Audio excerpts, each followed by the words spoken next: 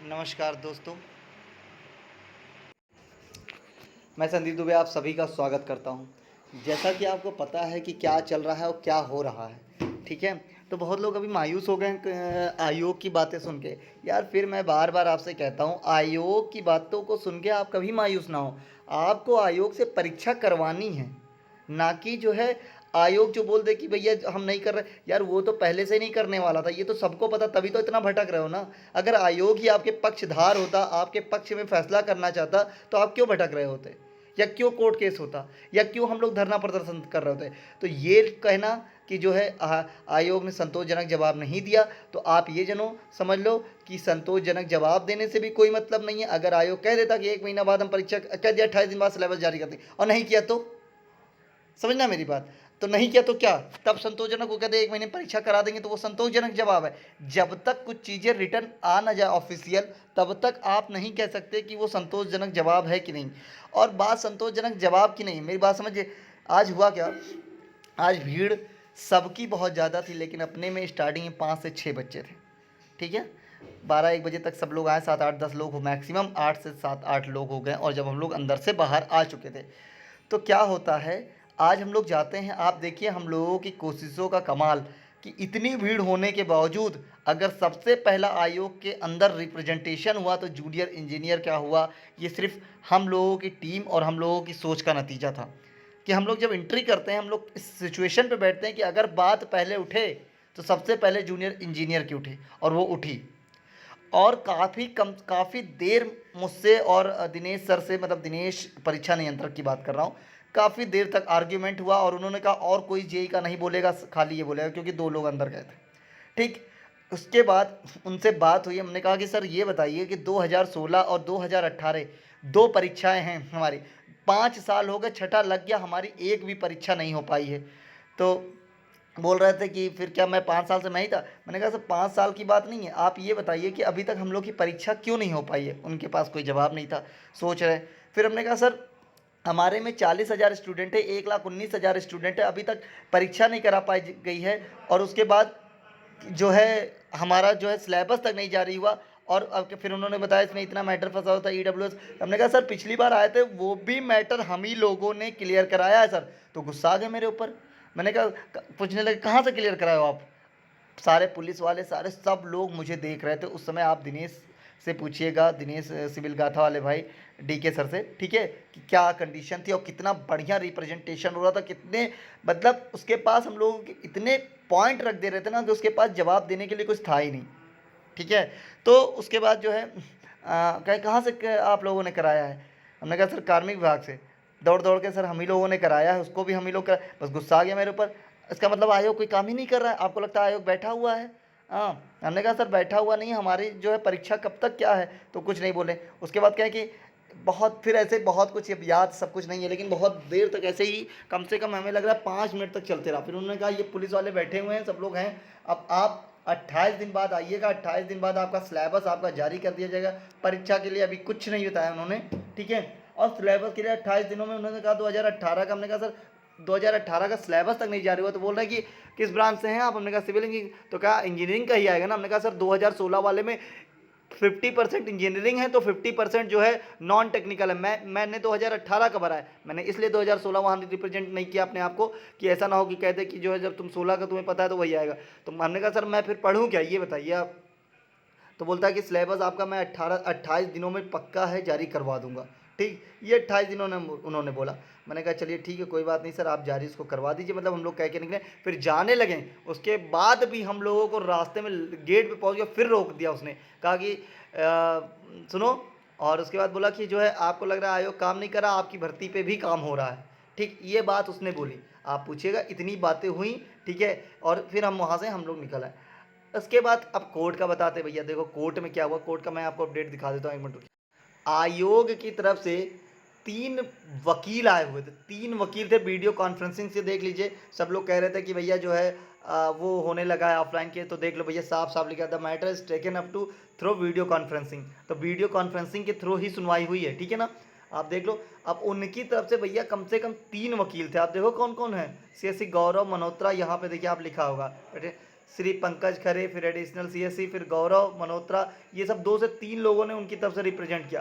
ठीक, सारी बातों पे चर्चा हुई, सारी चीज़ें हुई, काफ़ी देर तक उन सर से उस चीज़ पे बहस छिड़ी, क्योंकि वो लोग इंग्लिश में पूरी बहस कर रहे थे, तो काफ़ी देर तक बहस छिड़ी और ये भी बात रखी गई कि जो है उन्होंने कहा कि मतलब सर ने कहा कि आप इतना टाइम हो चुका है हम इस परीक्षा का, और इसके बाद भी जो वैकेंसीज निकली उनकी परीक्षा करा ली गई, और आयोग ने इनके साथ मतलब दोहरी नीति अपनाई है, और ये परीक्षा अभी तक इनकी नहीं करा पाई है। तो एक आप बाउंड टाइम में आप इनकी परीक्षा को निर्धारित करके इनकी ज्वाइनिंग प्रक्रिया को आप पूरा कराइए एक लिमिटेड टाइम पे। इस पर काफ़ी देर तो उनके वकील ने कहा कि ये मैटर, ये किस रिप्रेजेंट कर रहे हैं, ये इस पर कैसे ये बोल रहे हैं। तो इन्होंने कहा कि जो है आपने हमारे जो मतलब हमारे जो पटिशनर हैं, आपने उनसे फीस ली है, आपने करोड़ों रुपए फीस ली, तो हमारा पूरा अधिकार है हमें इस पे बहस करने का।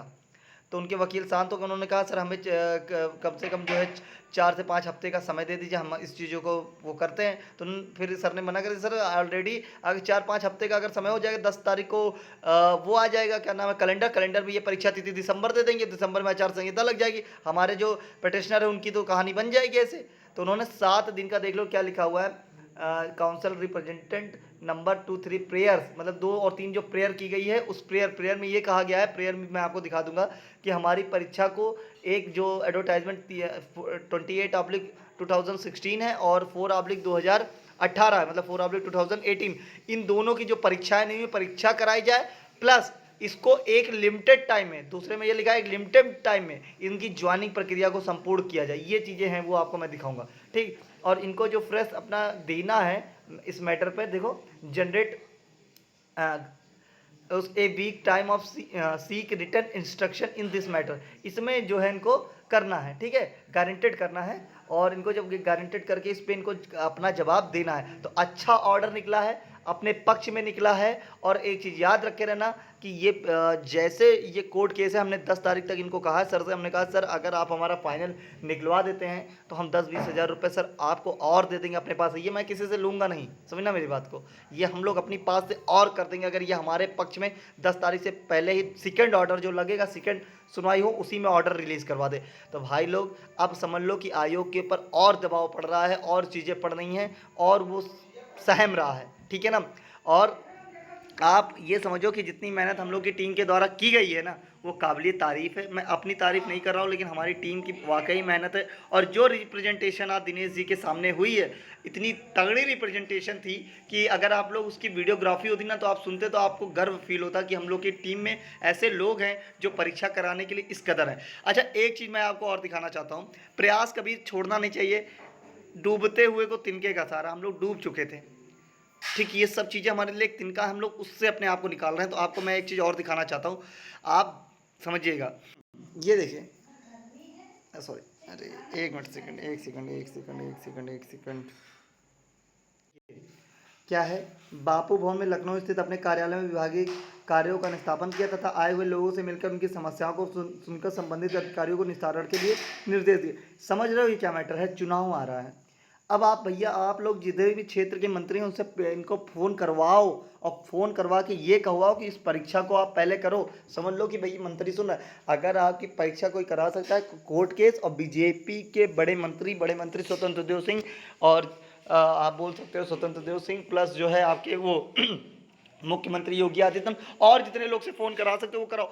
भैया देखो, प्रयास मत छोड़ो, ठीक है, होना तो है, और जितनी जल्दी करा लो वो सबसे अच्छी बात है। तो ये भी एक मुझे दिखाना था, आपको दिखा दिया। और मैं आपको एक चीज़ आम आदमी वाली पार्टी वाला भी बता देता हूँ। देखो, आम आदमी पार्टी में जाने ना जाने से बहुत ज़्यादा कोई बेनिफिट नहीं मिला, ठीक है, बहुत ज़्यादा वहाँ पे 50 तरह के भर्ती के लोग पहुँचे हुए थे, जेई को बहुत ज़्यादा, इससे अच्छा अगर कोई सुनता है तो इससे अच्छा बीजेपी वाले सुन लेते हैं, ठीक है, जितना वो लोग हो के सुन रहे हैं, जितने मंत्री उनके कॉल करवा दे रहे हैं वो ज़्यादा बेटर है। तो भैया जो सरकार चल रही है उस हिसाब से उसी से काम कराने की कोशिश करो, मुझे तो अब लग रहा है, क्योंकि विपक्ष वालों में तो दम ही नहीं है, जितना दम होना चाहिए उतना दम ही नहीं है।